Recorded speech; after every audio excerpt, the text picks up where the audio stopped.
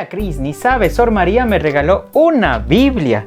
Qué chévere esa Sor María, siempre con sus detalles. Pero aprovechando que estás aquí, yo quería conversar contigo acerca justamente de la Biblia. ¿Qué recomendaciones me puedes hacer para usarla bien y no tenerla como un libro más de mi colección? Pues la primera recomendación, Robert, que valores muchísimo ese gran regalo que te han hecho. Y luego, ¿sabías tú que a lo largo de la historia, por muchos siglos, las únicas personas que podían acercarse a leer o a estudiar la Biblia eran los exégetas? ¿Los exagerados? ¿Y cuáles exagerados? Nada de exagerados. Se refiere a aquellos estudiosos de las Sagradas Escrituras que se dedican a buscar ese significado que está allí, pero teniendo en cuenta su contexto. Ahora que dices prohibición, una vez mi abuelito sí me contó de que en su época estaba totalmente prohibido el leer la Biblia por cuenta propia. Exactamente, es a partir del Concilio Vaticano II donde no solo se permite que el pueblo se acerque a las Sagradas Escrituras, sino que además se motiva a que deben hacerlo, a que deben conocer lo que allí está escrito, pero siempre con prudencia, porque debemos estar atentos a las indicaciones o enseñanzas del magisterio de la Iglesia para no confundirnos. Y ahora que estamos hablando de la Biblia, ¿cómo apareció la Biblia? Muy buena pregunta, Robert, porque esa es una de las claves que debemos tener en cuenta a la hora de acercarnos a estas Sagradas Escrituras. Mira que es un proceso que se da por muchos años, muy largo, en el que podemos decir que son 3 etapas muy marcadas. Es los acontecimientos, después está la tradición oral para mantener esta memoria y finalmente los escritos. ¿Y de qué acontecimientos estamos hablando? Pues mira, claro, la humanidad tiene muchísimos acontecimientos y la Biblia no podría contener todos ellos. Estamos hablando de esa historia de salvación entre el pueblo de Israel o el pueblo hebreo con Dios. Entonces, cuando estás hablando del pueblo hebreo, estamos remontándonos a una época de hace más de 2000 años atrás, más atrás de Jesús, es decir, que estamos hablando de la época de Abraham.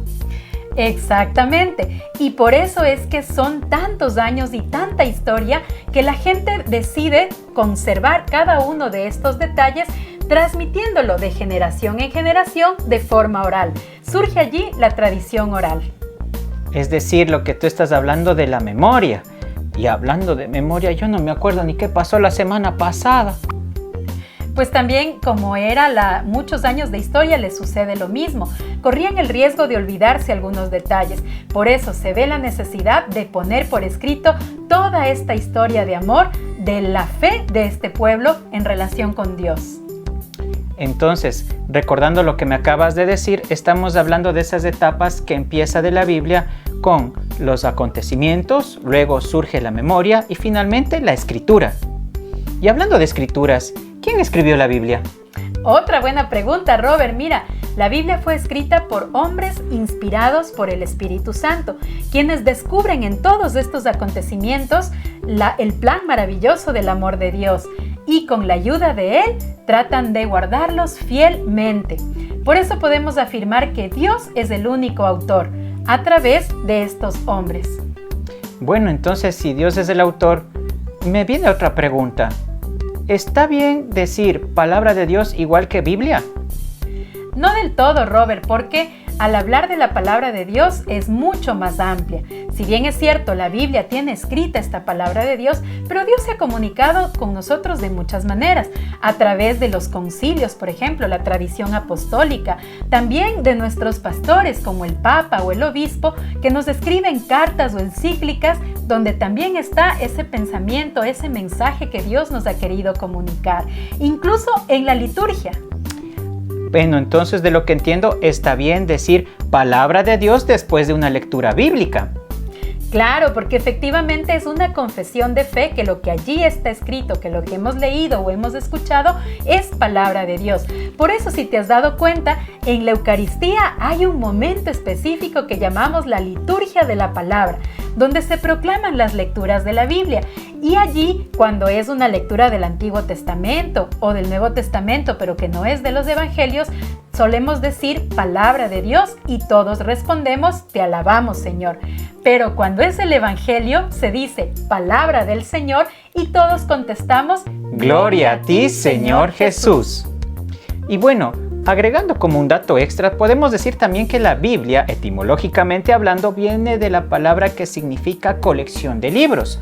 Y como es una colección de libros, está compuesto por dos grandes grupos, que son los libros del Antiguo Testamento y los libros del Nuevo Testamento.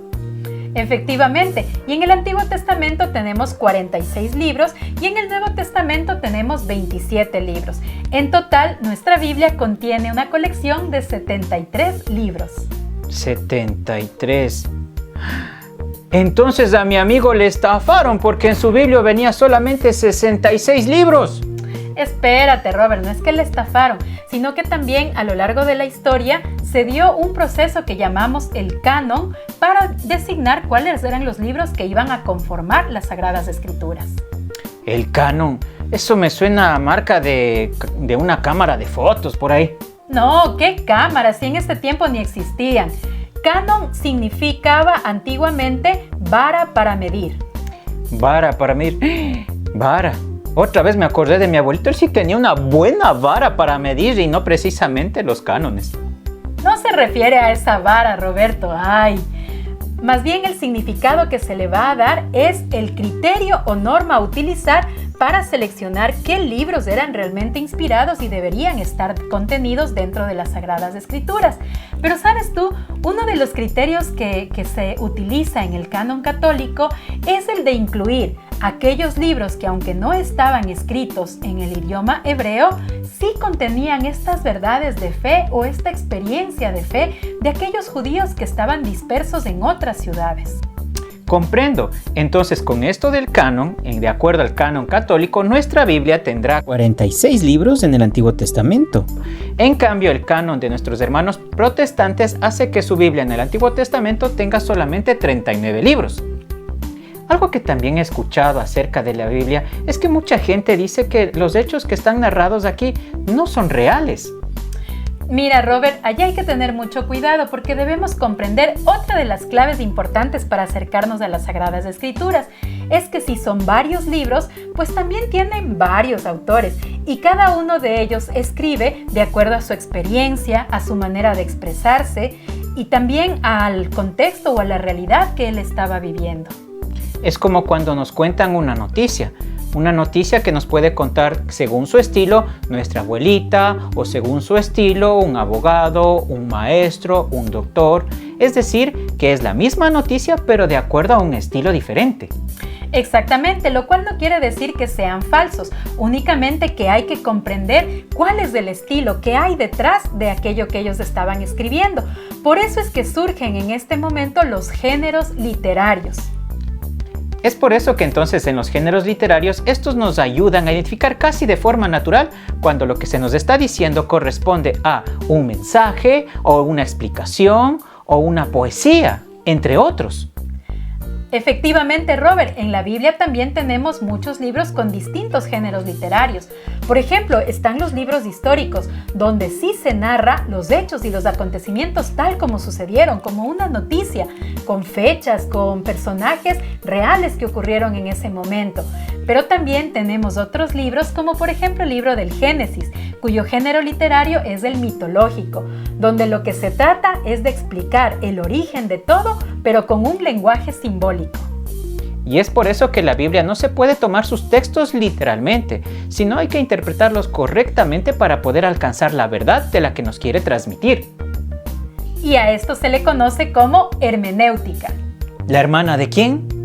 No, ninguna hermana. La hermenéutica es una herramienta que nos permite extraer el mensaje de la palabra de Dios y hacerla actual, traerla a nuestra vida.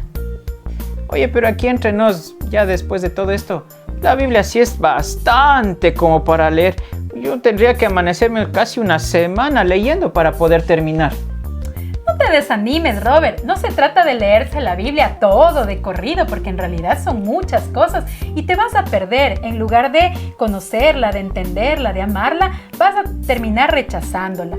Mira, por eso a la iglesia se le ha ocurrido una forma muy inteligente para que podamos los fieles escuchar la palabra de Dios a lo largo de 3 años.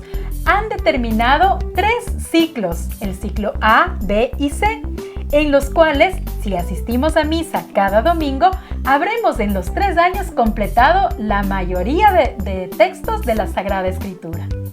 Wow, imagínense, entonces tenemos todo un combo ahí, una razón más para ir a misa. Tenemos 4 lecturas en una sola misa.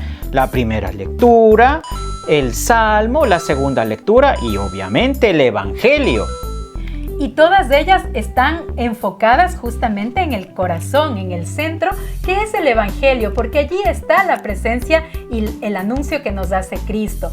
Por eso es que, si tú te has fijado, la primera lectura corresponde al Antiguo Testamento. El Salmo, que corresponde a este género literario sapiencial o de himnos.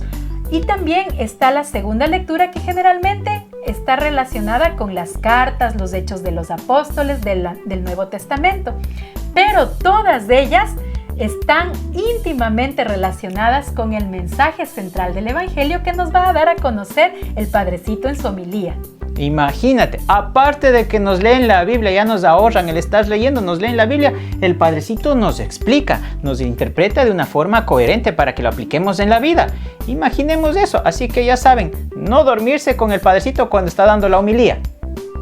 Así es, y ya para finalizar, les invitamos a todos los que nos están viendo a que podamos realmente tener la Biblia en un lugar especial de nuestro hogar, que no sea como otro libro más de nuestra biblioteca, sino que podamos venerarla, leerla, orarla, meditarla, de forma que podamos tomar conciencia de que allí también Cristo se está comunicando con nosotros.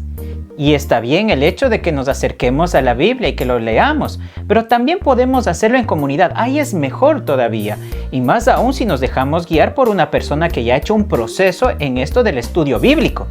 Así que dale like, suscríbete y compártelo para que podamos todos aprender más. Y si tienes alguna duda o algún tema que te gustaría tratar, puedes escribirlo aquí o también en nuestra página de Facebook del Laboratorio Pastoral. ¡Ay, qué chévere! Gracias, Cris. Me has ayudado bastante. Pero yo le voy a reclamar a Sor María, ¿por qué solo te regala a ti la Biblia?